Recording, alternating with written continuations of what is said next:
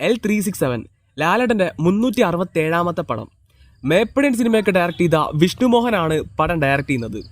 Sree Gokulam movies ആണ് നിർമ്മാണം. പടം ഇപ്പോൾ ഒഫീഷ്യലായി അനൗൺസ് ചെയ്തു. കിട്ടിയ അപ്ഡേറ്റ് വെച്ച് നോക്കുകയാണെങ്കിൽ 2022 റഷ്യ യുക്രൈൻ യുദ്ധത്തിൽ യുക്രൈനിൽ കുടുങ്ങിപ്പോയ ഇന്ത്യക്കാരെ മെയിനായിട്ടും വിദ്യാർത്ഥികളെ രക്ഷിച്ച് ഇന്ത്യയിലെത്തിച്ച ഓപ്പറേഷൻ ഗംഗയെ ബേസ് ചെയ്താണ് ഈ പടം വരുന്നത്. ലാലേട്ടൻ നായകനാക്കി ജിത്തു ജോസഫ് ഡയറക്ട് ചെയ്യുന്ന ബിഗ് ബഡ്ജറ്റ് സിനിമയാണ് റാം.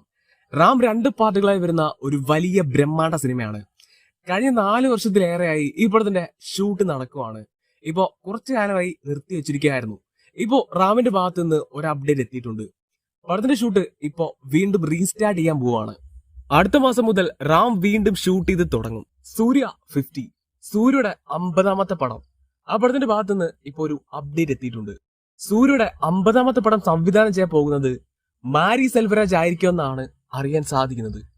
പാട്രിയോട്ട് മഹേഷ് നാരായണൻ ഡയറക്ട് ചെയ്യുന്ന മൾട്ടി സ്റ്റാർ സിനിമയാണ് പാട്രിയോട്ട്. മമ്മൂക്ക, ലാലേട്ടൻ, ഫാഫ, കുഞ്ചാക്കോവൻ, നയൻതാര അങ്ങനെ വലിയൊരു സ്റ്റാർ കാസ്റ്റിലാണ് പടം വരുന്നത്. ഇപ്പോ പാട്രിയോട്ട് സിനിമയിലെ ക്യാരക്ടർ പോസ്റ്റേഴ്സ് റിവീൽ ചെയ്തിട്ടുണ്ട്. പടം ഏപ്രിൽ 23-നാണ് വേൾഡ് വൈഡായി റിലീസ് ആവുന്നത്. പള്ളിച്ചട്ടമ്പി ഡിജോ ജോസ് ആന്റണി ഡയറക്ട് ചെയ്യുന്ന ടൊവിനോ തോമസ് പടമാണ് പള്ളിച്ചട്ടമ്പി. ലോക 2 മുമ്പ് വരാൻ പോകുന്ന ടൊവിനോയുടെ ഒരു വലിയ പടം. പടം ഏപ്രിൽ 9-നാണ് വേൾഡ് വൈഡായി റിലീസ് ആവാൻ പോകുന്നത്. ഇപ്പോ ഈ പടത്തിന്റെ ഭാഗത്ത് നിന്ന് ഒരു അപ്ഡേറ്റ് എത്തിയിട്ടുണ്ട്.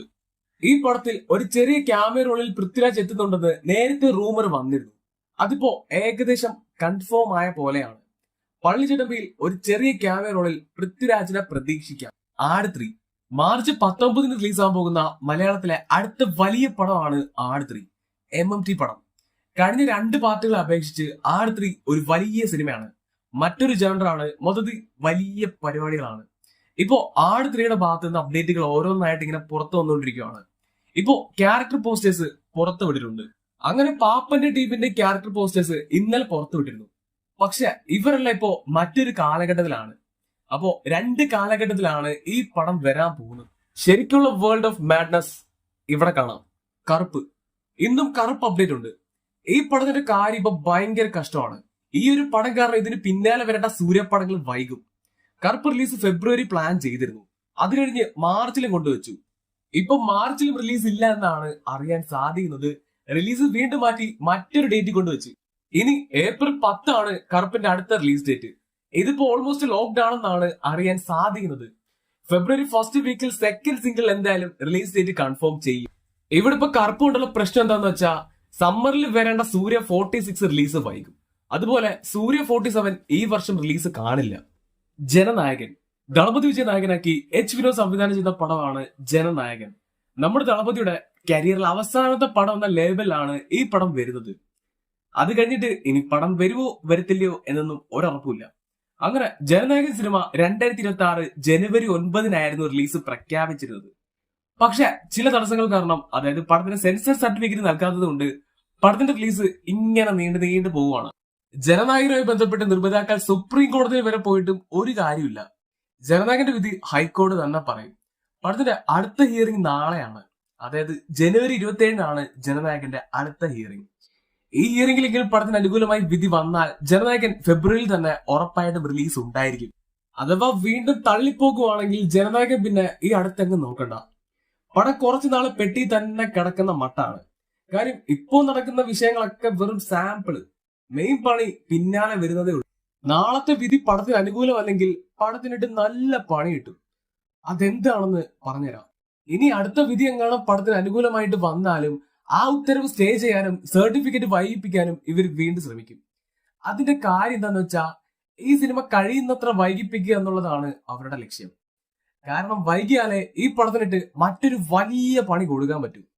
അതായത് തമിഴ്നാട് ഇലക്ഷൻ ഡേറ്റ് പ്രഖ്യാപനം വരെ ഈ പടത്തിന്റെ റിലീസ് തടയണം. അതായത് റിലീസ് ചെയ്യാൻ പാടില്ല. അതുവരെ പടം മാക്സിമം വൈകിപ്പിക്കാൻ നോക്കും.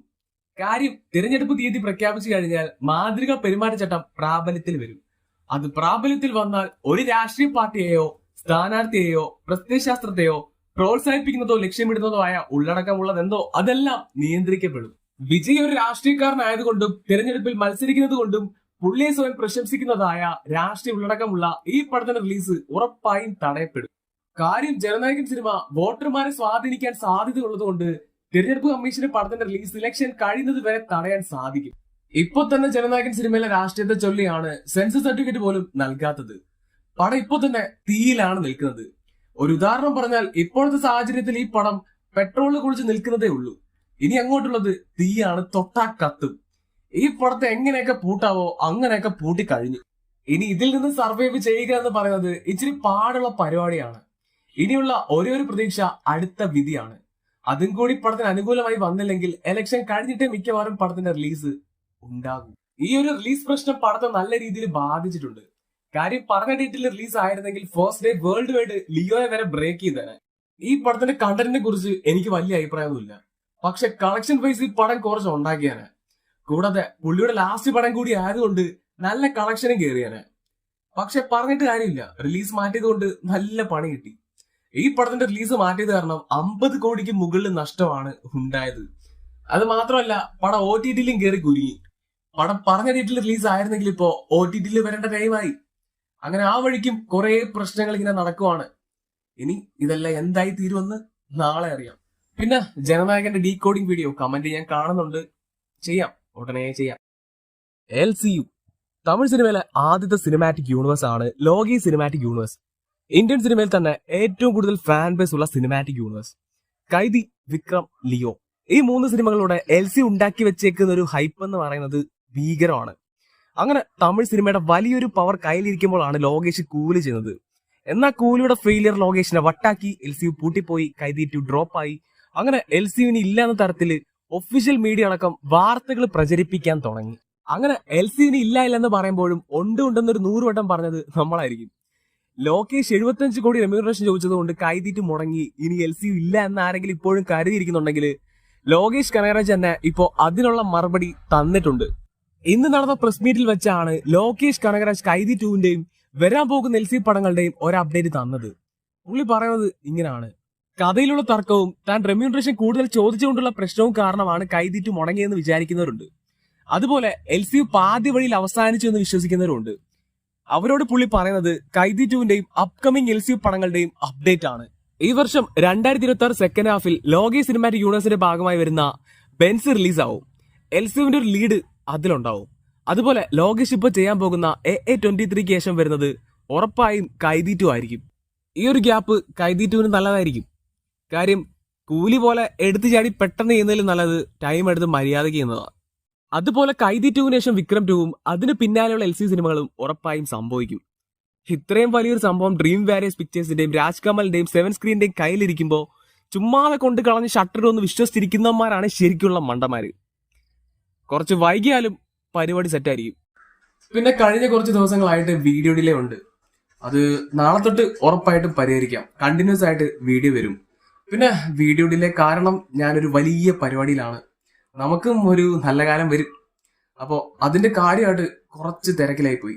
ഇപ്പോ ഓക്കെ ആയി. അപ്പൊ നാളെ തൊട്ട് പരിപാടി കളറാക്കാം.